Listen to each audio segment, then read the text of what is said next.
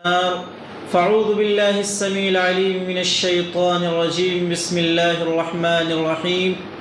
قال الله تبارك وتعالى: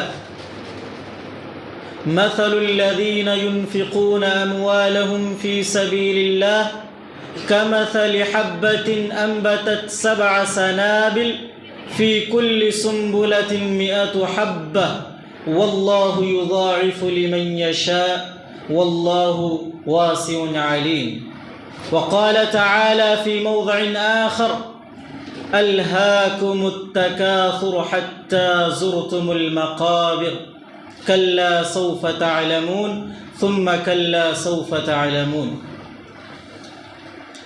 محترم بزرگوں، نوجوان ساتھیوں، عزیز بچوں اور پردہ نشین خواتین، میری ماں اور بہنوں، سب سے پہلے تمام قسم کی تعریف و توصیف وحدہ لا شریک خالق کائنات مالک ارض و سما کے لیے ہے، جس نے ہر طرح کی نعمتوں سے ہم اور آپ کو نوازا ہے۔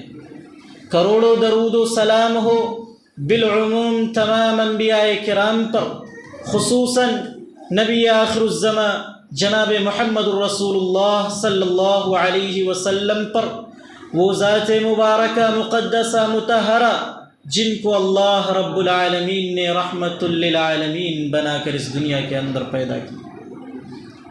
محترم سامعین کرام، جیسا کہ آپ لوگوں کو یہ بات معلوم ہوئی کہ آج کے اس محفل کا جو موضوع ہے وہ ہے انفاق فی سبیل اللہ کی فضیلت۔ تو سب سے پہلے انفاق کہتے کس کو ہیں؟ انفاق کے معنی ہوتے ہیں نکالنا، خرچ کرنا۔ انفاق فی سبیل اللہ، اللہ رب العالمین کی بارگاہ میں اللہ رب العالمین کی رضا کے لیے مال کو خرچ کرنا، صدقہ اور خیرات کرنا، یہ ہے انفاق فی سبیل اللہ۔ آج اس عنوان کو اور اس موضوع کو کیوں چنا گیا ہے، اس کا 2 مقصد اور 2 وجہ ہے۔ سب سے پہلی چیز یہ کہ آج ماشاءاللہ ہمارے معاشرے کے اندر بہت سارے لوگ اہل ثروت ہیں، مال و جائیداد بہت سارے لوگوں کے پاس ہے، لیکن جب انہیں اللہ اور اس کے رسول کے راستے میں خرچ کرنے کی بات آتی ہے تو ان کے جیب کا جو سوراخ ہوتا ہے بہت ہی چھوٹا ہو جاتا ہے، ان کے بینک جو ہوتے ہیں اس کے اندر تالے لگ جاتے ہیں، اور ان کا جو دل ہوتا ہے بہت ہی چھوٹا ہو جاتا ہے۔ لیکن وہیں پر جب دنیا کے اندر، دنیاوی معاملات کے اندر اگر خرچ کرنے کی بات آئے تو یہ نہیں دیکھا جاتا ہے کہ وہاں پر کتنے روپے خرچ ہو رہے ہیں۔ سیر و تفریح کی جگہ پر اگر پیسہ خرچ کرنے کی بات آئے تو یہ نہیں دیکھا جاتا ہے کہ وہاں پر کتنے روپے جا رہے ہیں۔ کسی گناہ کی جگہ پر اگر پیسے خرچ کیے جائیں تو یہ نہیں دیکھا جاتا ہے کہ وہاں پر کتنے روپے جا رہے ہیں۔ کیوں؟ کیونکہ وہاں پر مزہ آتا ہے، ان کو دلچسپی ہوتی ہے۔ لیکن جب اللہ کے راستے میں خرچ کرنے کی بات آتی ہے تو اللہ کے راہ میں 10 روپے، 20 روپے، 50 روپے، بہت زیادہ ہو گیا تو 100 روپے نکلتے ہیں۔ سب سے پہلی چیز تو یہ۔ اور دوسری بات، دوسری وجہ یہ ہے کہ ہم سے کچھ دن کے بعد ایک ایسا مہینہ آنے والا ہے جو رحمت اور برکت کا مہینہ ہے، ایک ایسا مہینہ ہے کہ جس مہینے کے اندر اللہ تبارک و تعالی اپنے رحمت اور اپنے خزانوں کو کھول دیتا ہے، ایک ایسا مہینہ کہ جس کے اندر اللہ رب العالمین خیر و برکات کو کھول دیتا ہے اور لوگوں کے اندر تقسیم کرتا ہے، جس کے اندر ایک نیکی کو اللہ رب العالمین ہزاروں اور کروڑوں میں تبدیل کر کے اپنے بندے کو دیتا ہے۔ وہ مہینہ آنے والا ہے، اس مہینے کے اندر ہم زیادہ سے زیادہ اللہ رب العالمین کے راستے میں خرچ کریں، زیادہ سے زیادہ صدقہ اور خیرات کریں۔ محترم سامعین کرام، آج اللہ رب العالمین کے راستے میں خرچ کرنے کی جب بات آتی ہے تو اکثر لوگوں کی یہ سوچ ہوتی ہے کہ اگر میں اللہ رب العالمین کے راستے میں خرچ کرتا ہوں تو ہمارے مال کے اندر کمی واقع ہوتی ہے، ہمارا مال کم ہو جاتا ہے۔ میرے بھائیو اور دوستو، اگر ہم ظاہری طور پر دیکھیں گے، کیلکولیٹ کریں گے تو ہمیں معلوم ہوگا کہ ہمارے مال کے اندر کمی واقع ہوتی ہے۔ میرے بھائیو، ایسا تو دنیا کے اندر بھی ہوتا ہے۔ اگر آپ دنیا میں کوئی چیز خریدنے جاتے ہیں تو آپ جب خریدتے ہیں تو آپ پیسہ دیں گے تو آپ کے مال کے اندر کمی واقع ہوگی، لیکن حقیقت میں اگر آپ اللہ رب العالمین کے راستے میں خرچ کریں گے تو آپ کے مال کے اندر کمی نہیں واقع ہوتی ہے۔ میرے بھائیو اور دوستو، سورۃ البقرہ کے اندر اللہ رب العالمین کتنے اچھے انداز میں، کتنے پیارے انداز میں بیان کرتا ہے۔ اللہ رب العالمین کے بیان کرنے کا طریقہ کیا ہے میرے بھائیو اور دوستو؟ ذرا دیکھیے، اللہ رب العالمین کہتا ہے مثل الذین ينفقون اموالهم فی سبیل اللہ، کہ ان لوگوں کی مثال جو اللہ رب العالمین کے راستے میں خرچ کرتے ہیں، ان کی مثال ایسے ہے کمثل حبۃ انبتت سبع سنابل، گویا کہ کوئی انسان ایک دانہ زمین کے اندر ڈالتا ہے، کوئی کسان زمین کے اندر ایک بیج ڈالتا ہے، اس بیج سے سبع سنابل 7 بالیاں نکلتی ہیں، وفی کل سنبلۃ 100 حبہ، اور ہر بالی کے اندر 100 دانے ہوتے ہیں۔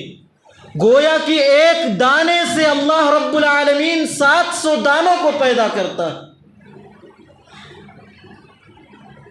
اور اس سے بھی زیادہ اللہ تعالیٰ کہتا ہے واللہ یضاعف لمن یشاء۔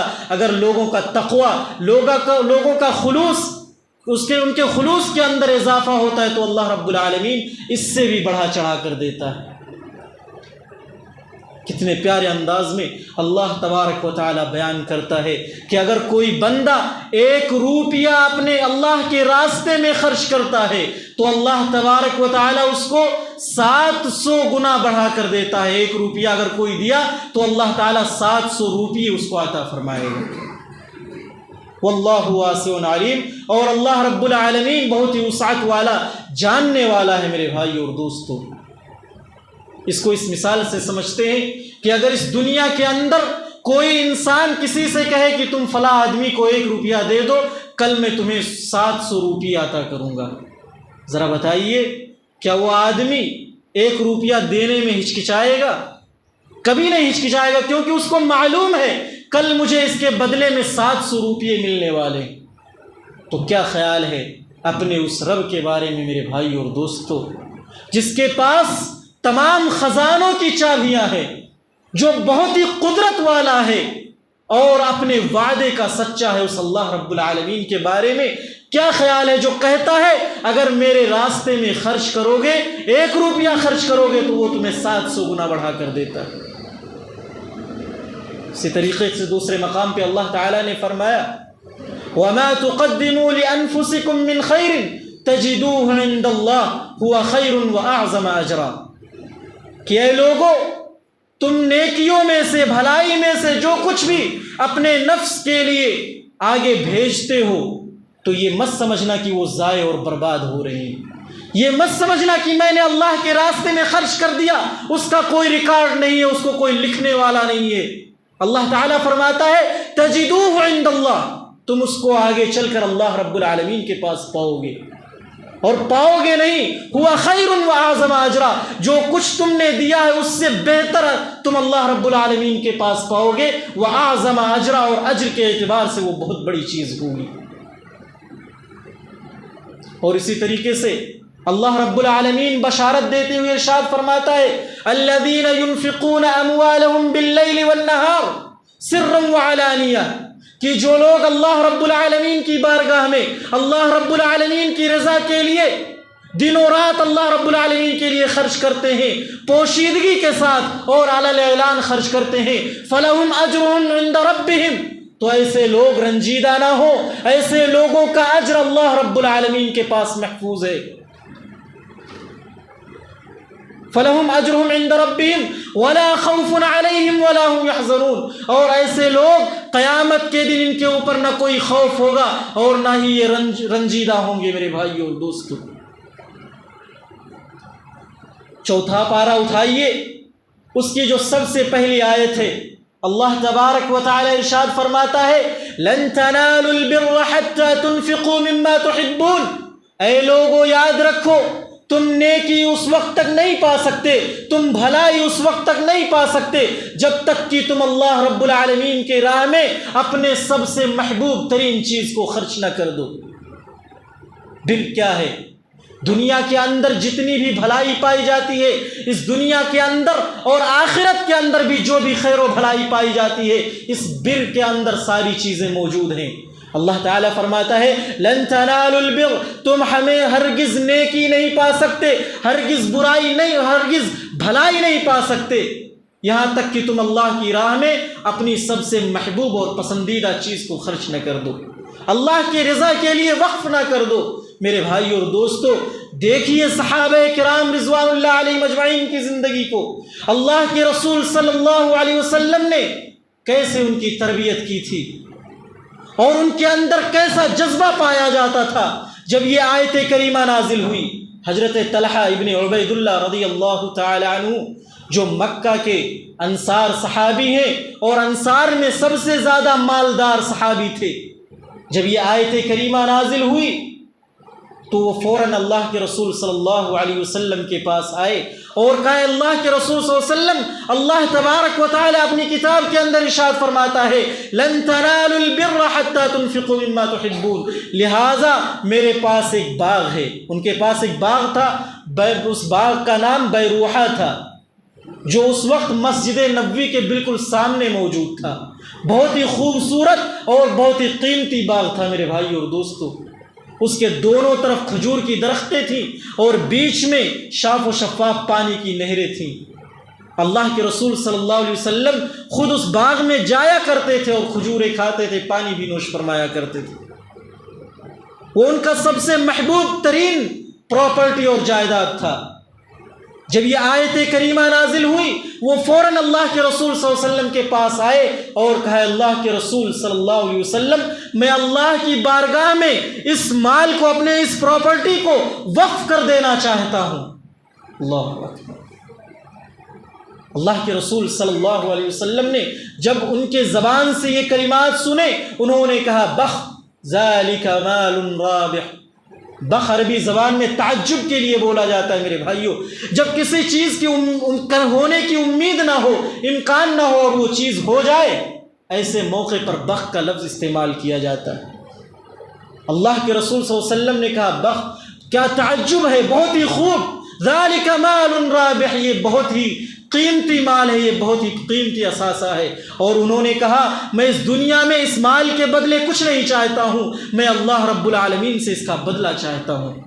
اللہ کے رسول صلی اللہ علیہ وسلم نے کہا کہ تم اس مال کو، اپنے اس باغ کو اپنے رشتہ داروں کے اندر تقسیم کر دو تاکہ تمہیں صدقہ اور صلہ رحمی دونوں کا ثواب مل جائے۔ چنانچہ انہوں نے اپنے چچیرے بھائیوں کے اندر میرے بھائیوں اس مال کو، اس باغ کو تقسیم کر دیا۔ یہی نہیں بلکہ اللہ رب العالمین نے دوسرے مقام پر یہ وعید بھی سنائی۔ اللہ تبارک و تعالی فرماتا ہے ہا انتم ہؤلاء تدعون لتنفقوا فی سبیل اللہ، کہ تم تو وہ قوم ہو کہ تم کو بلایا جاتا ہے کہ تم اللہ رب العالمین کے راستے میں خرچ کرو۔ فمنکم من یبخل، تو یاد رکھیے تم میں سے کوئی ایسا نہ ہو جو بخیلی کرے، جو کنجوسی کرے۔ فمن یبخل فانما یبخل عن نفسہ، لہذا یاد رکھیے اگر کوئی کنجوسی کرتا ہے، بخیلی سے کام لیتا ہے، تو یہ یاد رکھے وہ اپنے نفس کے لیے، اپنے آپ کے لیے وہ بخیلی کر رہا ہے۔ واللہ غنی وانتم الفقراء، اور یاد رکھنا کہ اللہ رب العالمین بے نیاز ہے، وہ مالدار ہے۔ وانتم الفقراء، تم غریب ہو، تم مسکین ہو، تم بھکمنگے ہو۔ لیکن اللہ رب العالمین بے نیاز ہے۔ وَإِن تَتَوَلَّوْا يَسْتَبْدِلُ قَوْمًا غَيْرَكُمْ ثُمَّ لَا يَكُونُوا أَمْثَالَكُمْ، اور یاد رکھو اگر تم اللہ رب العالمین کی بارگاہ میں خرچ نہیں کرو گے، اگر اللہ رب العالمین کے راہ میں صدقہ اور خیرات نہیں کرو گے، تو اللہ تبارک و تعالیٰ تمہیں ہٹا کر ایک ایسی قوم لے کر آئے گا جو تمہاری طریقے سے نہیں ہوگی، جو اللہ رب العالمین کے راستے میں خرچ کرنے والی قوم ہوگی میرے بھائی اور دوستو۔ اسی طریقے سے اگر کوئی بندہ اللہ رب العالمین کے راستے میں خرچ کرتا ہے تو فرشتے ایسے بندے کے لیے دعائیں کرتے ہیں۔ اللہ کے رسول صلی اللہ علیہ وسلم نے فرمایا ما من یوم یصبح العباد فیہ الا وملکان ینزلان، کہ کوئی ایسی صبح نہیں ہوتی ہے کہ جب کوئی بندہ صبح کرتا ہے مگر جب دو فرشتے نازل ہوتے ہیں، یقول احدہما، ان میں سے ایک کہتا ہے اللہم اعطی منفقا خلفا، کہ اے اللہ تو خرچ کرنے والے کے مال کے اندر برکت عطا فرما، اس کے مال کے اندر اضافہ فرما۔ ویقول الآخر اللہم اعطی ممسکا طلفا، کہ اللہ جو تیرے راستے میں خرچ نہیں کرتے ہیں، جو بخیلی اور کنجوسی سے کام لیتے ہیں، اے اللہ تو ان کے مال کو، ان کی پراپرٹی، ان کے جائیداد کو تباہ اور برباد کر دے۔ میرے بھائی اور دوستو، مال کی تباہی، مال کی بربادی کیا ہے؟ بہت سارے لوگ یہ سمجھتے ہیں کہ ہم تو اللہ کے راستے میں خرچ نہیں کرتے ہیں پھر بھی ہمارے مال کے اندر اضافہ ہو رہا ہے۔ میرے بھائی اور دوستو، مال کے اندر اضافہ ہونا یہ اس بات کی علامت نہیں ہے کہ آپ کے مال کے اندر برکت ہو رہی ہے۔ جب آپ انما اموالکم و اولادکم فتنہ، یہ مال اور یہ اولاد تمہارے لیے فتنہ ہے۔ اللہ رب العالمین کے راستے میں خرچ نہ کر پانا، یہ اللہ رب العالمین کی طرف سے ایک عذاب ہے جو تمہارے اوپر مسلط کر دی گئی ہے۔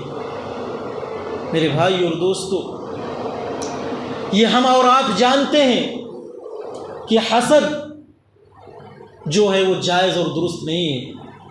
اللہ کے رسول صلی اللہ علیہ وسلم نے فرمایا کہ ان الحسد یاکل الحسنات کما تاکل النار الخشب، کہ حسد نیکیوں کو ایسے کھا جاتی ہے جیسے کہ آگ لکڑی کو کھا جاتی ہے۔ لیکن دوسرے مقام پہ اللہ کے رسول صلی اللہ علیہ وسلم نے فرمایا لا حسد الا فی اثنتین، کہ دو مقام ایسے ہیں جہاں پر حسد جائز ہے، رشک جائز ہے۔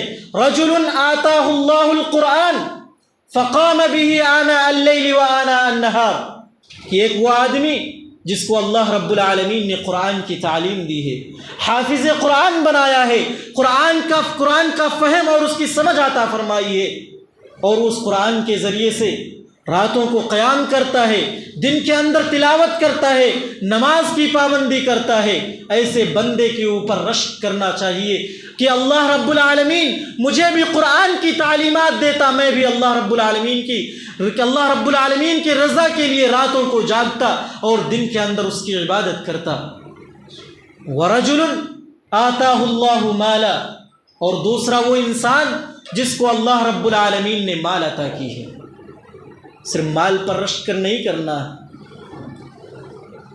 کہ آج اگر دیکھا جائے تو بہت سارے لوگ ہیں جن کے پاس اللہ رب العالمین نے مال دیا ہے، جن کو مال و دولت سے نوازا ہے، لوگ ان پر رشک کرتے ہیں۔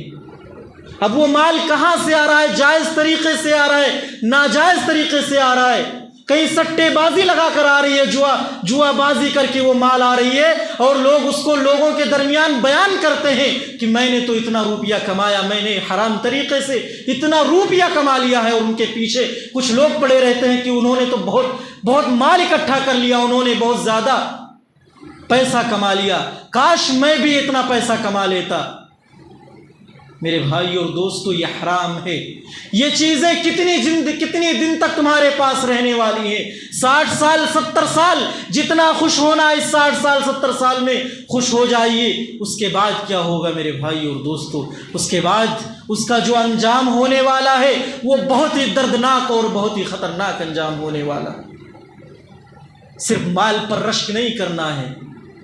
رجل آتاہ اللہ مالا فَيُنْفِقُ فِيهِ آنَاءَ اللَّيْلِ وَآنَاءَ النَّهَارِ کہ اللہ تبارک و تعالیٰ نے اس کو مال اور دولت عطا کیا، اب وہ مال کے ذریعے سے راتوں کو خرچ کرتا ہے، دنوں کو خرچ کرتا ہے، جب بھی اس کو موقع ملتا ہے وہ اللہ کی راہ میں خرچ کرتا ہے۔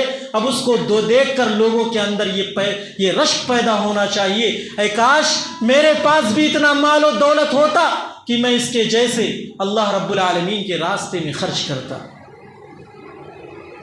میرے بھائیو اور دوستو، ان تمام باتوں سے، ان تمام احادیث اور آیات کریمہ سے یہ بات بالکل واضح ہو جاتی ہے کہ مال کے اندر کمی صدقہ اور خیرات کرنے سے نہیں ہوتی ہے۔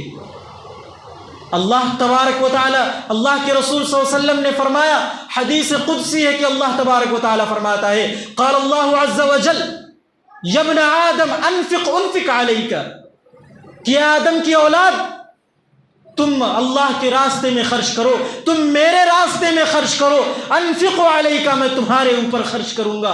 اللہ کے رسول صلی اللہ علیہ وسلم نے فرمایا، یا بلال انفق ولا تخشى من ذی العرش اقلالا، کہ اے بلال تم اللہ رب العالمین کی راہ میں خرچ کرتے رہو اور عرش والے کی طرف سے تم مال میں کمی واقع ہونے کا اندیشہ اور خدشہ مت رکھنا اپنے دل کے اندر کہ مال کے اندر کمی ہو جائے گی۔ میرے بھائیو اور دوستو، آج ہم دنیا کے اندر ان پہ اپنے پیسے کو انویسٹ کرتے ہیں، دوسری جگہ لگاتے ہیں تاکہ کچھ دن آگے چلنے کے بعد وہ پیسے ڈبل اور تربل ہو جائیں، ان پیسوں میں مزید اضافہ ہو جائے۔ میرے بھائیو اور دوستو، آؤ میں تمہیں بتلاتا ہوں سب سے بہترین جگہ انویسٹ کرنے کی، سب سے بہترین جگہ کون سی ہے۔ اللہ تبارک و تعالی فرماتا ہے، وَإِن تُقْرِضُوا اللَّهَ قَرْضًا حَسَنًا يُضَاعِفُ لَكُمْ وَيَغْفِرُ لَكُمْ۔ میرے بھائیو اور دوستو، اللہ رب العالمین کا بھی اسلوب کتنا پیارا ہے۔ وہ اللہ جو تمام مال و جائیداد کا مالک خود اللہ تبارک و تعالی ہے، اگر کوئی بندہ، کوئی غلام ہے اور اس کا مالک اس کو پیسہ دے دیتا ہے، پھر کچھ دن کے بعد پیسہ واپس لے لے تو اس کو قرضہ بولا جائے گا؟ اس کو قرضہ نہیں بولا جائے گا۔ اللہ رب العالمین نے مال عطا کیا ہے اور اللہ رب العالمین قرضہ مانگ رہا ہے کہ اگر تم میں سے کوئی آدمی اللہ رب العالمین کو قرض حسنہ عطا کرتا ہے تو اللہ رب العالمین اس کو مزید بڑھا چڑھا کر دیتا ہے۔ وَيَغْفِرْ لَكُمْ، اور تمہاری مغفرت کر دے گا۔ کتنا بڑھاتا ہے؟ جیسا کہ شروع میں نے کہا کہ 700 گنا بڑھا کر دیتا ہے۔ اور ایک دوسرے مقام پہ اللہ کے رسول صلی اللہ علیہ وسلم نے فرمایا کہ ان الرجل اذا تصدق من مال طیب، کہ جب کوئی بندہ نیک اپنے حلال مال میں سے، حلال روزی میں سے صدقہ کرتا ہے، بعدل من تمرۃ، ایک معمولی سے کھجور کا صدقہ کرتا ہے، اللہ کے راستے میں دیتا ہے۔ میرے بھائی اور دوستو، کھجور کی کتنی اوقات اور کتنی بساط ہے، اگر راستے میں پڑا ہو تو کسی کی نظر بھی نہیں پڑتی ہے، کوئی دیکھ لے اس کو۔ اللہ کے رسول صلی اللہ علیہ وسلم فرماتے ہیں اگر کوئی بندہ ایک معمولی سے کھجور کو اللہ رب العالمین کے راستے میں حلال روزی میں سے صدقہ کرتا ہے تو اللہ رب العالمین اس کو دائیں ہاتھ میں لیتا ہے اور اللہ رب العالمین اس کی پرورش کرتا ہے جیسا کہ تم ایک گھوڑے کی پرورش کرتے ہو، گھوڑے کے بچے کی پرورش کرتے ہو۔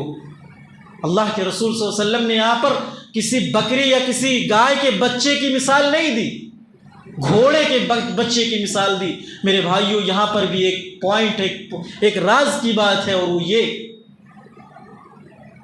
کہ کوئی بندہ بکری یا گائے کے بچے کی اتنی اچھے سے تربیت نہیں کرتا جتنا کہ گھوڑے کی تربیت کرتا ہے، اور نہ ہی وہ گائے اور بکری کے بچے سے اتنا کام لیتا ہے جتنا کہ وہ گھوڑے سے کام لیتا ہے۔ جب گھوڑا بڑا ہو جاتا ہے تو اس گھوڑے کے ذریعے سے میلوں کا سفر کرتا ہے، اپنے بوجھ کو اس سے ڈھوتا ہے، اور جب کہیں جنگ کی بات آ جائے تو اس کے ذریعے سے اللہ کی راہ میں جہاد بھی کرتا ہے۔ اس زمانے کے اندر جب کسی کے دروازے پر گھوڑے باندھے ہوتے تھے تو وہ بہت ہی زیادہ مالدار سمجھا جاتا تھا، اس لیے اللہ کے رسول صلی اللہ علیہ وسلم نے یہاں پر گھوڑے کی مثال دی کہ جیسے جتنی جتنے محنت سے تم ایک گھوڑے کے بچے کی تربیت کرتے ہو، اس کی پرورش کرتے ہو، اللہ رب العالمین تمہارے اس معمولی سے صدقے کی تربیت کرتا ہے، یہاں تک کہ حتی یکونوا مثل الجبل، یہاں تک کہ وہ ایک بڑے پہاڑ کی مانند ہو جاتا ہے۔ ایک چھوٹے سے کھجور کی پرورش اللہ رب العالمین کر کے اس کو ایک پہاڑ کے مانند بنا دیتا ہے۔ میرے بھائیو اور دوستو، یہ بہترین انویسٹ کی جگہ ہے۔ اگر آپ انویسٹ کرنا چاہتے ہیں تو اس جگہ پر انویسٹ کیجئے میرے بھائی اور دوستو، یہ جگہ کبھی آپ کو کوئی نقصان ہونے والی نہیں۔ اسی طریقے سے جو لوگ اللہ رب العالمین کی راہ میں، اللہ رب العالمین کے لیے خرچ کرتے ہیں، اس کے راہ میں صدقہ اور خیرات کرتے ہیں، تو اللہ رب العالمین اللہ کے رسول صلی اللہ علیہ وسلم کے فرمان کے مطابق اس دن، قیامت والے دن، جس دن کوئی سایہ نہیں ہوگا، وہ دن جس دن آج اگر دیکھا جائے تو سورج لاکھوں کروڑوں میل کے فاصلے پر ہے، پھر بھی اس کی گرمی کو ہم برداشت نہیں کر پاتے ہیں۔ اس دن جب سورج 1 میل کے فاصلے پر ہوگا میرے بھائی اور دوستو، اس وقت کیا عالم ہوگا۔ اس دن ہر انسان اپنے اعمال کے مطابق پسینے میں شرابور ہوگا۔ اس دن کے بارے میں اللہ کے رسول صلی اللہ علیہ وسلم نے فرمایا کہ ان الرجل فی ظل صدقته یوم القیامہ حتی یقضى بین الناس، کہ اگر کوئی بندہ اللہ کے راستے میں خرچ کرتا ہے تو قیامت کے دن، جو 50,000 سال ہونے والا ایک دن ہے، اس دن اپنے صدقے کے سائے کے نیچے ہوگا، یہاں تک کہ لوگوں کے درمیان فیصلہ ہو جائے۔ اسی طریقے سے دوسرے مقام پر اللہ کے رسول صلی اللہ علیہ وسلم نے فرمایا سبعۃ یظلهم اللہ فی ظلہ یوم لا ظل الا ظلہ، کہ قیامت کے دن جس دن کوئی سایہ نہیں ہوگا، اس دن اللہ رب العالمین 7 قسم کے لوگوں کو اپنے عرش کے سائے میں جگہ دے گا۔ ان میں سے ایک شخص وہ ہوگا رجل تصدق حتی لا تعلم شمالہ ما ينفق یمینہ، کہ اس کے داہنے ہاتھ نے کیا خرچ کیا اس کے بائیں ہاتھ کو بھی معلوم نہ چل سکے۔ اگر اتنی پوشیدگی کے ساتھ کوئی بندہ اللہ رب العالمین کی بارگاہ میں خرچ کرتا ہے تو ایسے لوگ بھی کل قیامت کے دن اللہ رب العالمین کے عرش کے سائے میں جگہ پائیں گے میرے بھائی اور دوستو۔ اور یہ صدقہ، یہ اللہ رب العالمین کے بارگاہ میں خرچ کرنا، اللہ رب العالمین کے راستے میں خرچ کرنا میرے بھائی اور دوستو، اس قبر کے عذاب کو بھی بجھا دیتی ہے، اس قبر کے آگ کو بھی بجھا دیتی ہے۔ وہ قبر جس کے اندھیرے کا کیا عالم ہوگا میرے بھائی اور دوستو، وہ قبر جس کے بارے میں کہ جب حضرت عثمان ابن عفان رضی اللہ تعالی عنہ کسی قبر کے پاس بیٹھتے تھے تو اتنا روتے تھے کہ ان کے آنسوؤں سے ان کی داڑھی مبارک تر ہو جایا کرتی تھی۔ وہ قبر اس کے پاس رونے سے ان کو وہاں جہاں پر بیٹھتے تھے وہ زمین بھی بھیگ جایا کرتی تھی، اور وہ فرمایا کرتے تھے کہ یہ قبر آخرت کی منزلوں میں سے سب سے پہلی منزل ہے، اگر یہاں پر انسان نجات پا گیا تو پھر آنے والے تمام مراحل میں وہ کامیاب اور کامران ہوتا چلا جائے گا، لیکن اگر یہاں پر معاملہ بگڑ گیا میرے بھائیوں تو پھر آنے والے تمام جو مراحل ہوں گے وہ مشکل سے مشکل ہوتے چلے جائیں گے۔ وہ قبر جس کے بارے میں اللہ کے رسول صلی اللہ علیہ وسلم نے فرمایا کہ قبر لوگوں کو ایسے دبوچتی ہے، اللہ کے رسول صلی اللہ علیہ وسلم نے اپنے دونوں ہاتھوں کی انگلیوں کو ایک دوسرے میں ڈال کر بتایا کہ جیسے یہ دونوں انگلیاں ایک دوسرے میں چلی جاتی ہیں، قبر صاحب قبر کو ایسے دبوچتی ہے کہ ایک پسلی دوسرے پسلی میں ایسے جا کر مل جاتی ہے۔ اللہ اکبر۔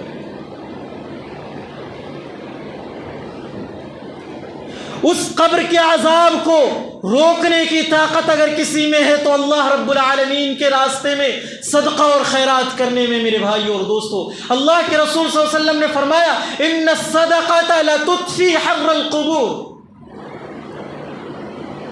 کہ اے لوگوں تم اللہ رب العالمین کے راستے میں صدقہ اور خیرات کیا کرو، کیونکہ یہ صدقہ قبر کی گرمی اور قبر کے عذاب کو بجھا دیتی ہے۔ میرے بھائیوں اور دوستو، آج ہم مال کماتے ہیں، کہاں سے کماتے ہیں، کہاں لے جا کر خرچ کرتے ہیں، کوئی پتہ نہیں۔ آج ہر انسان مال کو کمانے کی ریس میں لگا ہوا ہے۔ اگر کسی کے پاس 1000 روپیے ہیں تو وہ لاکھ پتی بننے کی کوشش میں ہے، اگر کسی کے پاس لاکھ روپیے ہیں تو وہ کروڑ اور ارب روپیے کمانے کے چکر میں لگا ہوا ہے۔ الہاکم التکاثر حتی زرتم المقابر، زیادہ کی چاہت نے تمہیں ہلاک کر دیا، زیادہ کی چاہت نے تمہیں ہلاک اور برباد کر دیا، یہاں تک کہ تم قبر کے آغوش میں آ گئے۔ میرے بھائی اور دوستو، اس دنیا کے اندر مال مال مال، کہاں ہے مال؟ کدھر سے آ جائے مال؟ میرے بھائی اور دوستو، صرف مال کے پیچھے لگے ہوئے ہیں، اور اس کے بعد اس مال کے چکر میں پڑے رہتے ہیں، اور یہاں تک کہ ہم موت کے آغوش میں آ جاتے ہیں۔ قبر کے موت آ کر ہمیں دبوچ لیتی ہے، قبر کے آغوش میں ہم جا پہنچتے۔ اس قبر کے لیے ہم کب تیاری کریں گے؟ اس قبر کی عذاب سے بچنے کی ہمارے اندر فکر کب پیدا ہوگی؟ آج انسان مال کماتا ہے تو وہ یہ نہیں دیکھتا ہے کہ ہمارے پاس جو مال آیا وہ سٹے بازی کے ذریعے سے آیا ہے، جو مال آیا وہ جوئے کے ذریعے سے آیا ہے، جو مال آیا وہ کس طریقے سے آیا ہے، کہاں سے آیا ہے، بس مال آیا۔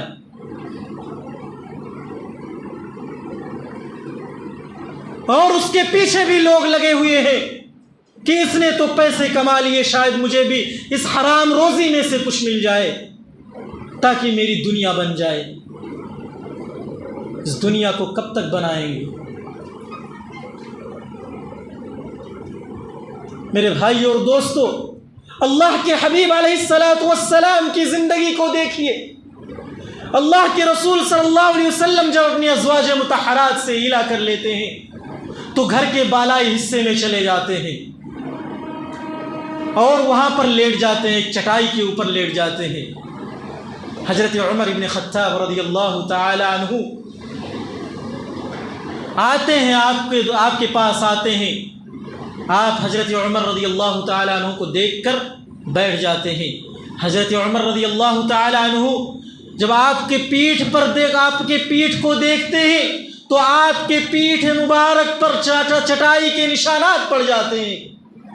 حضرت عمر رضی اللہ تعالی عنہ کی آنکھوں میں آنسو آ جاتے ہیں اور کہتے ہیں اللہ کے رسول صلی اللہ علیہ وسلم، آپ کو اللہ تبارک و تعالی نے تمام انسانوں کا سردار بنا کر بھیجا ہے، آپ سید ولد آدم ہیں، آپ امام الانبیاء ہیں، آپ رحمت للعالمین ہیں، آپ ایسی زندگی گزار رہے ہیں اور وہاں پر کیسر و کسریٰ کو دیکھیے، وہ کتنی عیش سے، کتنی موج میں اپنی زندگی کو گزار رہے ہیں۔ میرے بھائی اور دوستو، اللہ کے رسول صلی اللہ علیہ وسلم کہتے ہیں کہ اے عمر، کیا یہ بات اچھی نہیں ہے کہ وہ 60 سال 70 سال کی زندگی میں عیش کر لے اور ہم اپنی اس زندگی کو بنا لیں جو کبھی ختم ہونے والی نہیں ہے۔ ہم یہاں پر 60 سال 70 سال زندگی میں کچھ پریشانیاں، کچھ تکلیفیں برداشت کر لیں، لیکن مرنے کے بعد جو ہمیشہ رہنے والی زندگی ہے اس کو ہم بنا لیں، کیا یہ فائدے کا سودا نہیں ہے؟ میرے بھائی اور دوستو، وہ اللہ کے رسول صلی اللہ علیہ وسلم جب اس دنیا سے رخصت ہوتے ہیں تو ان کے گھر کا عالم کیا ہوتا ہے؟ میرے بھائیو، جب اللہ کے رسول صلی اللہ علیہ وسلم اس دنیا سے رخصت ہو کر چلے جاتے ہیں، آپ کی نعش مبارک کو اما عائشہ رضی اللہ تعالی عنہا کے حجرے مبارک میں رکھا گیا ہے۔ رات ہو جاتی ہے، کچھ صحابہ کرام آتے ہیں اور کہتے ہیں کہ آپ کچھ جلا دیجئے تاکہ میں اللہ کے رسول صلی اللہ علیہ وسلم کے چہرے انور کو دیکھ سکوں۔ اما عائشہ رضی اللہ تعالی عنہا بیان کرتی ہیں کہ اے لوگوں، میرے پاس اتنا تیل بھی موجود نہیں ہے جس کے ذریعے سے میں چراغ جلا دوں، جس کے ذریعے تم اللہ کے رسول صلی اللہ علیہ وسلم کا چہرے کا آخری دیدار کر سکو۔ میرے بھائی اور دوستو، اس نبی کے اس دنیا سے جانے کے بعد کا عالم یہ ہے، اس کے گھر کا عالم یہ ہے میرے بھائیوں، اور ہم اس نبی کی امت ہونے کے باوجود ہم مال کے پیچھے لگے ہوئے ہیں۔ مال بنائیے میرے بھائی اور دوستو، اس کو اکٹھا کیجئے۔ صحابہ کرام کی زندگی کو دیکھیے، انہوں نے بھی مال کو اکٹھا کیا تھا، انہوں نے کیسے اس کو اللہ کے راہ میں خرچ کیا۔ وہ کیسا زمانہ تھا، ان کے اندر کیسا جذبہ اور کیسا جوش اور ولولہ پایا جاتا تھا میرے بھائی اور دوستو۔ سیدنا ابو بکر رضی اللہ تعالی عنہ، جن کے بارے میں اللہ کے رسول صلی اللہ علیہ وسلم نے ارشاد فرمایا کہ اس دنیا کے اندر میں نے تمام لوگوں کے احسان کا بدلہ چکا دیا ہے، لیکن ابو بکر رضی اللہ تعالی عنہ کے احسان کا بدلہ میں اس دنیا کے اندر نہیں چکا سکتا۔ ان کے احسان کا بدلہ اللہ رب العالمین قیامت کے اندر دے گا۔ جب بھی اللہ کے رسول صلی اللہ علیہ وسلم کو مصیبت آئی، کوئی مشکل اور پریشانی آئی، اسلام کو جب بھی ضرورت پڑی، سب سے پہلے مال کے ذریعے اور جان کے ذریعے سے قربانی پیش کرنے والے حضرت ابو بکر رضی اللہ تعالی عنہ ہیں میرے بھائیو۔ ہجرت کا موقع ہے، کفار مکہ اللہ کے رسول صلی اللہ علیہ وسلم کے خون کے پیاسے ہو چکے ہیں، چاروں طرف سے اللہ کے رسول صلی اللہ علیہ وسلم کے گھر کو گھیر لیا ہے، نکلنے کا کوئی راستہ نہیں ہے۔ ایسے موقع پر حضرت عمر رضی اللہ تعالی عنہ 2 سواریوں کا انتظام کرتے ہیں، اور گھر کے اندر جتنا بھی مال و دولت ہوتی ہے سب کو ایک گٹھر میں جمع کرتے ہیں، اور اس کو لے کر اللہ کے رسول صلی اللہ علیہ وسلم کے ساتھ میں نکل پڑتے ہیں۔ حضرت ابو بکر رضی اللہ تعالی عنہ کے ابو، جو اس وقت اسلام نہیں لے کر آئے تھے، حضرت ابو قحافہ رضی اللہ تعالی عنہ، وہ ان کی بیٹی حضرت اسماء رضی اللہ تعالی عنہ سے پوچھتے ہیں کہ ابو بکر تو گھر کو چھوڑ کر چلا گیا، بتاؤ گھر والوں کے لیے کیا چھوڑ کر گیا ہے۔ میرے بھائی اور دوستو، حضرت اسماء رضی اللہ تعالی عنہ ایک مٹی کے گھڑے کو لے کر ایک گڑھے میں دبا دیتی ہیں اور کپڑے سے ڈھک دیتی ہیں، اور وہ بوڑھے ہو چکے تھے، اس وقت ان کی آنکھوں کی بینائی چلی گئی تھی۔ وہ ان کا ہاتھ پکڑ کر لے جا کر دکھاتی ہیں اور کہتی ہیں یہ مال ہے، یہ وہ جائیداد ہے جن کو ابو ہمارے لیے چھوڑ کر اس جگہ سے رخصت ہوئے ہیں میرے بھائیوں۔ حالانکہ وہ سارا مال اور جائیداد اپنے ساتھ لے کر چلے جاتے ہیں تاکہ راستے میں جب بھی ضرورت پڑے اس کا استعمال کیا جا سکے۔ حضرت عمر رضی اللہ تعالی عنہ ایک مرتبہ اللہ کے رسول صلی اللہ علیہ وسلم یہ اعلان کرتے ہیں کہ کون ہے جو اللہ کے راستے میں خرچ کرے۔ حضرت عمر رضی اللہ تعالی عنہ کہتے ہیں کہ آج تو اتفاق سے میرے پاس مال بھی بہت زیادہ ہے، آج ایسا کرتا ہوں میں ابو بکر سے زیادہ مال اللہ کے راستے میں خرچ کرتا ہوں۔ میرے بھائیو دیکھیے صحابہ کرام کے اندر سبقت لے جانے کا کتنا جذبہ تھا، ایک دوسرے سے نیکی میں آگے بڑھ جانے کا کتنا جذبہ تھا۔ وہ کہتے ہیں آج میں ابو بکر سے زیادہ مال اللہ کے راستے میں خرچ کروں گا، اگر میں آج ابو بکر سے زیادہ مال خرچ نہ کر سکا تو میں کبھی ابو بکر سے زیادہ نیکی نہیں کر سکتا۔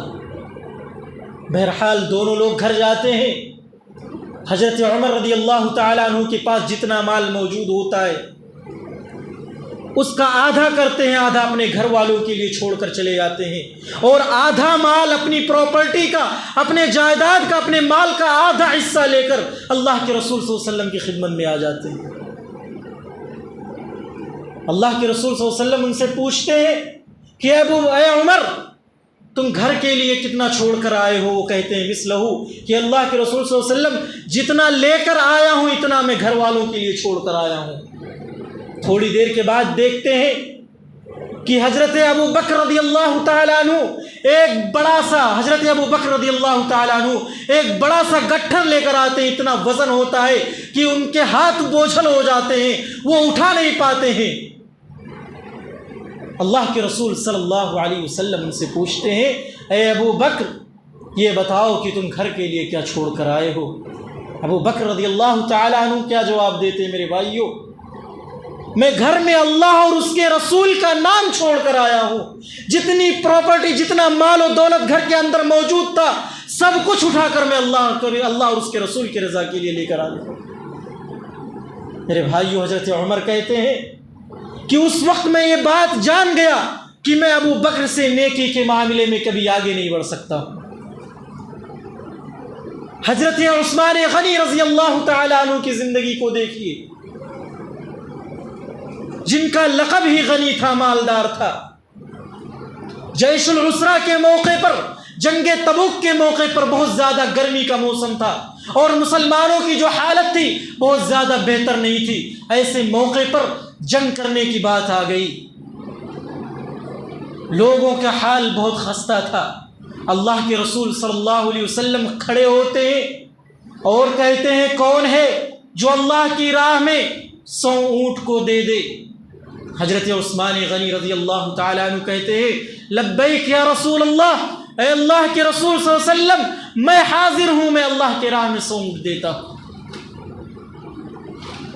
اس کے بعد پھر اللہ کے رسول صلی اللہ علیہ وسلم آواز لگاتے ہیں، اور کون ہے جو اللہ کے راہ میں 100 اونٹ دے دے؟ حضرت عثمان غنی رضی اللہ تعالیٰ عنہ پھر کھڑے ہوتے ہیں، اے اللہ کے رسول، حاضر ہوں۔ تیسری مرتبہ اللہ کے رسول صلی اللہ علیہ وسلم کہتے ہیں، اور کون ہے جو اللہ کے راہ میں 100 اونٹ دے؟ حضرت عثمان غنی رضی اللہ تعالیٰ عنہ کھڑے ہوتے، اللہ کے رسول صلی اللہ علیہ وسلم، میں اللہ کی راہ میں 100 اونٹ دیتا ہوں۔ اللہ کے رسول صلی اللہ علیہ وسلم کہتے ہیں، اے عثمان، اب بس کرو، کسی اور کو نمبر دو، کوئی اور ہے، اب تم کھڑے مت ہونا، کوئی اور ہے جو اللہ کے راہ میں 100 اونٹ دے۔ پھر حضرت عثمان رضی اللہ تعالیٰ عنہ کھڑے ہو جاتے ہیں، اے اللہ کے رسول صلی اللہ علیہ وسلم، حاضر ہوں۔ چوتھی، پانچویں مرتبہ، چھٹی مرتبہ، لاسٹ میں اللہ کے رسول صلی اللہ علیہ وسلم کہتے ہیں، اب مجھے شرم آتی ہے کہ میں آواز لگاؤں، کیونکہ اے عثمان، ہر بار تم ہی کھڑے ہوتے، اب مجھے شرم آتی ہے۔ اس کے بعد جبریل امین آتے ہیں اور وہ یہ بشارت دیتے ہیں، ما ضر ابن عثمان ما عمل بعد اليوم۔ اور اللہ کے رسول صلی اللہ علیہ وسلم عثمان غنی کو یہ بشارت سناتے ہیں اور کہتے ہیں کہ ابھی جبریل امین میرے پاس آئے تھے اور انہوں نے کہا کہ آج تم نے اللہ کی راہ میں اتنا مال دے دیا، اتنا مال دے دیا کہ آج کے بعد تم کوئی بھی گناہ کر لو، کوئی بھی عمل کرو، اللہ رب العالمین تمہیں پکڑنے والا نہیں ہے۔ اللہ اکبر، تمہاری گرفت اللہ رب العالمین کے یہاں ہونے والی نہیں ہے۔ میرے بھائیوں، یہ تھا صحابہ کرام کا جذبہ، یہ صحابہ کرام کے اندر پائی جاتی تھی میرے بھائیوں اور دوستوں۔ اور آج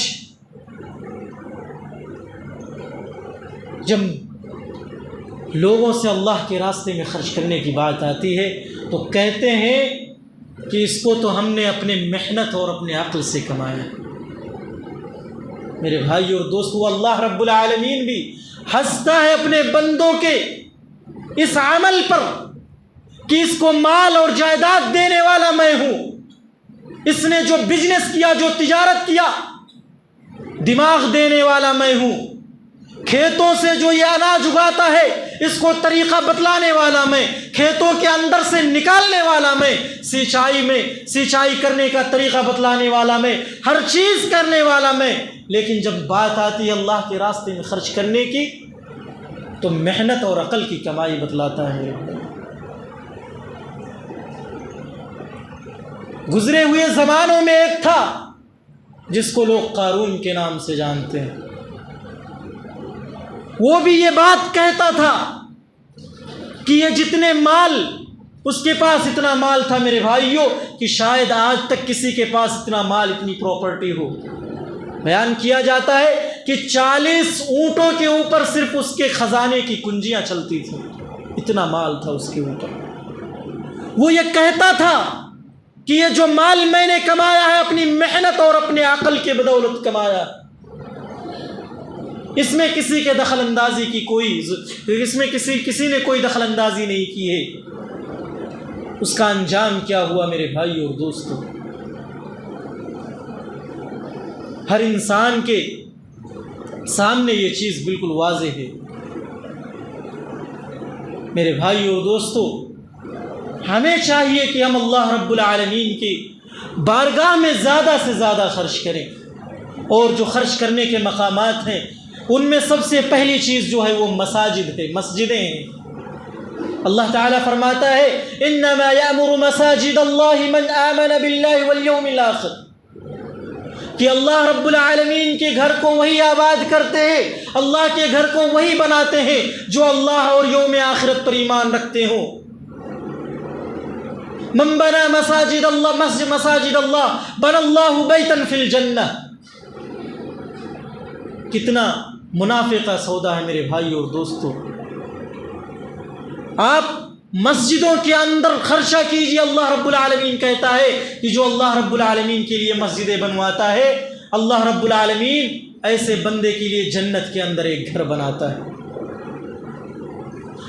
جنت کے اندر گھر چاہتے ہو تو مساجد کی تعمیر کرو۔ مساجد میں اللہ کے جو سفراء آتے ہیں، اللہ کے جو سفیر آتے ہیں اور وہ ہاتھ پھیلاتے ہیں آپ کے سامنے، فلاں جگہ مسجدیں بنتی ہیں، بن رہی ہیں، فلاں جگہ مدارس بن رہے ہیں، آپ اللہ کے نام پر اس مساجد اور مدارس کے تعمیر میں حصہ لیں، آپ اس میں بڑھ چڑھ کر حصہ لیں میرے بھائی اور دوستو۔ اور جو علماء ہوتے ہیں، ائمہ مساجد ہوتے ہیں، مؤذنین ہوتے ہیں، اگر دیکھا جائے تو اس پورے معاشرے کے اندر سب سے بری حالت ان کی ہوتی ہے۔ سب سے کم تنخواہ اگر دیکھا جائے تو ان کا ہوتا ہے۔ میرے بھائی اور دوستو بتلائیے، کیا امام اور مؤذن جو ہوتے ہیں وہ انسان نہیں ہوتے؟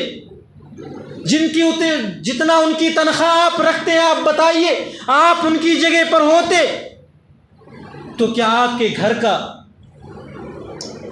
گھر کا جو سسٹم ہے اتنے پیسے میں چل جاتا؟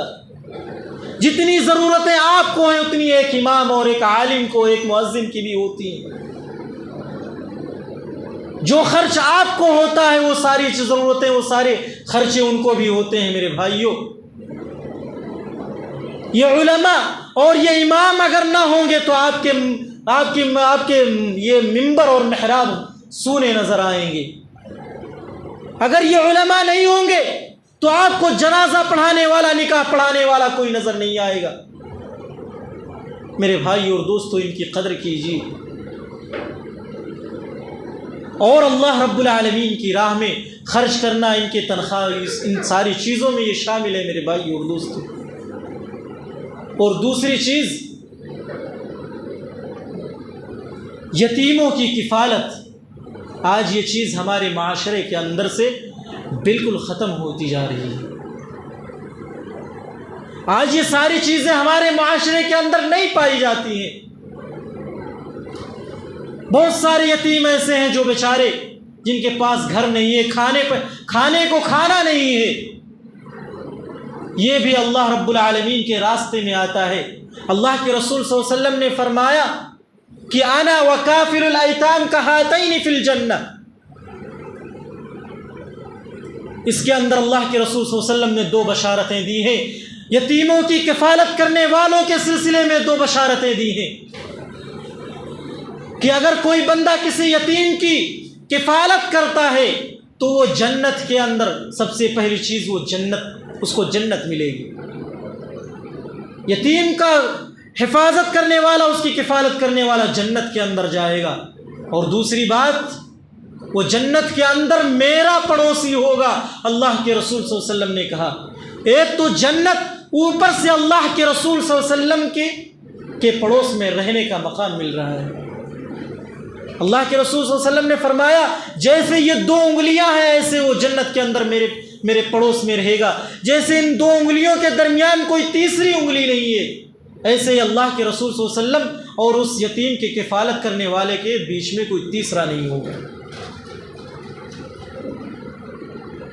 اور اسی طریقے سے تیسری چیز، غرباء اور فقراء، مساکین کو کھانا کھلانا۔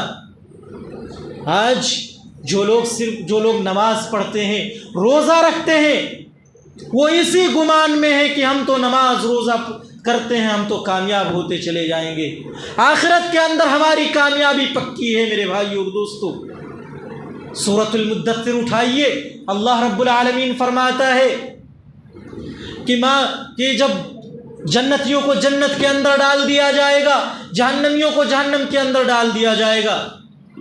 تو ان سے پوچھا جائے گا ما سلککم فی سقر، تم جہنم میں کیوں چلے گئے، کس چیز کی وجہ سے تم جہنم میں آ گئے؟ تو وہ سب سے پہلا جواب دیں گے قالوا لم نک من المصلین، ہم نماز نہیں پڑھتے تھے۔ دوسرا جواب ان کا یہ ہوگا ولم نک نطعم المسکین، ہم مسکینوں کو، غریبوں کو، فقراء کو کھانا نہیں کھلاتے تھے، جس کی وجہ سے ہم جہنم میں آ گئے۔ اسی طریقے سے اللہ کے رسول صلی اللہ علیہ وسلم نے فرمایا الساعی علی الارملۃ والمساکین کالمجاہد فی سبیل اللہ، جو اللہ رب العالمین کی راہ میں جو مسکینوں کی اور بیواؤں کی کفالت کرتا ہے، مسکینوں کو کھانا کھلاتا ہے، وہ ایسے ہی ہے جیسے کہ وہ اللہ رب العالمین کے راستے میں جہاد کے لیے نکلا ہو، اللہ رب العالمین کے راستے میں جنگ کے لیے نکل گیا ہو میرے بھائی اور دوستو۔ اور آگے فرمایا او کالذی صوم فی النہار وقیام فی اللیل، یا وہ ایسے ہے گویا کہ وہ دن بھر روزہ رکھے اور راتوں کے اندر وہ قیام کرے، اتنا ثواب ملتا ہے میرے بھائی اور دوستو۔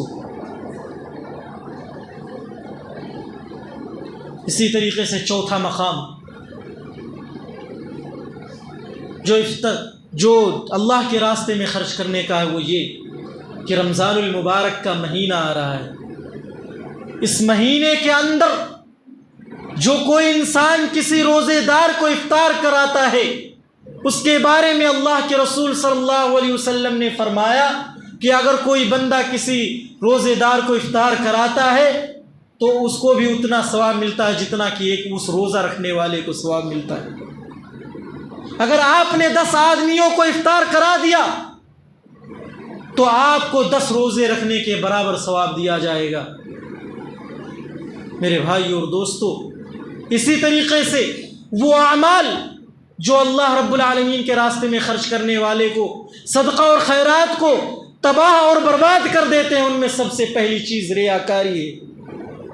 اللہ رب العالمین نے آپ کو یہ حکم دیا کہ آپ خاموشی سے چپکے چپکے اللہ کے راستے میں خرچ کریں یا علی الاعلان خرچ کریں۔ علی الاعلان خرچ کریں تو اس کے اندر دکھاوا مقصد نہ ہو۔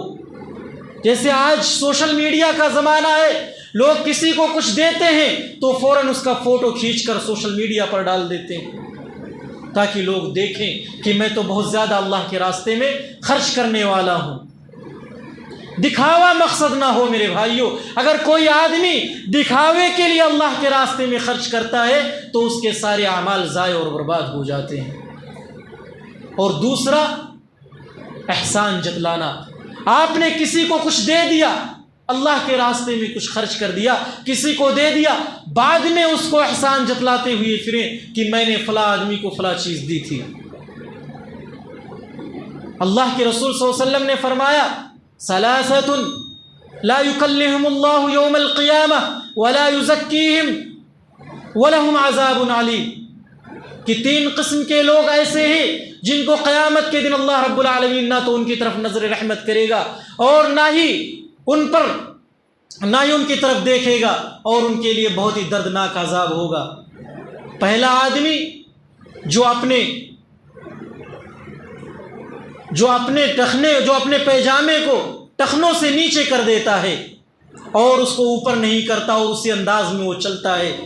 دوسرا آدمی وہ ہے جو جھوٹ بول کر، آج یہ بھی ہمارے معاشرے کے اندر پائی جاتی ہے، بہت سارے لوگ بزنس والے ہیں، جھوٹ بول کر اپنے مال کو، اپنے سامان کو بیچتے رہتے ہیں۔ السلعۃ بحلف الکاذب، کہ جھوٹ بول کر اگر کوئی بندہ اپنے سامان کو بیچتا ہے تو اللہ رب العالمین قیامت کے دن نہ تو اس کی طرف دیکھے گا نہ ہی نظر رحمت کرے گا۔ والمنان، اور تیسرا وہ آدمی جو احسان کرنے کے بعد احسان کو جتلاتا ہے۔ اور اسی طریقے سے اگر کسی آدمی نے کسی کو اللہ رب العالمین کے راستے میں خرچ کر دیا، اب خرچ کرنے کے بعد وہ اس کو واپس لے لے، چاہے وہ فری میں لے لے یا پیسہ دے کر اس کو خرید لے۔ ایسا کرنے والے بھی ان کے صدقات، ان کے اللہ کے راستے میں جو وہ خرچ کرتے وہ ضائع اور برباد ہو جاتے ہیں۔ ایک مرتبہ اللہ کے حضرت عمر رضی اللہ تعالی عنہ نے ایک صحابی کو ایک اونٹ صدقہ کیا تھا، اور وہ اس صدقے کو، وہ اس اونٹ کو لے جا کر اس کے کھانے پینے کا خیال نہیں رکھتا تھا، جس کی وجہ سے وہ گھوڑا، وہ اونٹ بہت ہی لاغر اور کمزور ہو گیا تھا۔ حضرت عمر نے سوچا چلو میں اس کو صدقہ کیا تھا، یہ بہت کمزور ہو گیا، اس کو پیسہ دے کر خرید لیتا ہوں۔ وہ اللہ کے رسول صلی اللہ علیہ وسلم کے پاس گئے تو اللہ کے رسول صلی اللہ علیہ وسلم سے بیان کیا کہ میں اس اونٹ کو یا اس گھوڑے کو خریدنا چاہتا ہوں۔ تو اللہ کے رسول صلی اللہ علیہ وسلم نے فرمایا کہ تم ایسا مت کرنا، کیونکہ صدقہ کرنے والے کر کے اس کو واپس لینے والا آدمی ایسے ہے جیسا کہ ایک کتا، جب کتا ہے وہ پلٹی کر دے اور پلٹی کرنے کے بعد پھر اس کو چاٹ لے۔ کتنا گھناؤنا عمل ہے میرے بھائی اور دوست۔ لہذا تمام باتوں کا خلاصہ یہ ہے کہ اللہ رب العالمین نے ہم سب کو جتنا بھی دیا ہے، ہم زیادہ سے زیادہ اللہ رب العالمین کی بارگاہ میں اس کے راہ میں خرچ کرنے کی کوشش کریں۔ ہم زیادہ سے زیادہ، اور یہ سوچیں کہ ہم جو بھی جتنا بھی خرچ کریں وہ حلال روزی میں سے ہو، حرام روزی نہ ہو، اور زیادہ سے زیادہ ہم حلال روزی کمانے کی بھی کوشش کریں اور حرام روزی سے بچیں۔ اللہ رب العالمین سے دعا ہے کہ بار الہ ہم تمام لوگوں کو تو اپنی راہ میں زیادہ سے زیادہ خرچ کرنے کی توفیق عطا فرما۔ اے اللہ تو ہمیں حلال روزی میں سے زیادہ خرچ کرنے کی توفیق عطا فرما۔ اے اللہ تو خرچ کرنے والے کے لیے جو بھی نعمتیں تیار کر کے رکھی، اللہ تو ہم سب کو خرچ کرنے والوں کو ان سب نعمتوں سے سرفراز فرما۔ اے اللہ جو لوگ اس دنیا سے رخصت ہو گئے ہیں ان کی مغفرت فرما۔ اے اللہ ہم میں سے جو زندہ ہیں انہیں اسلام اور ایمان کی حالت میں زندہ رکھ۔ آمین وآخر دعوانا ان الحمد للہ رب العالمین۔ بارک اللہ لنا ولکم فی القرآن العظیم ونفعنا وإیاکم بما فیہ من الآیات والذکر الحکیم۔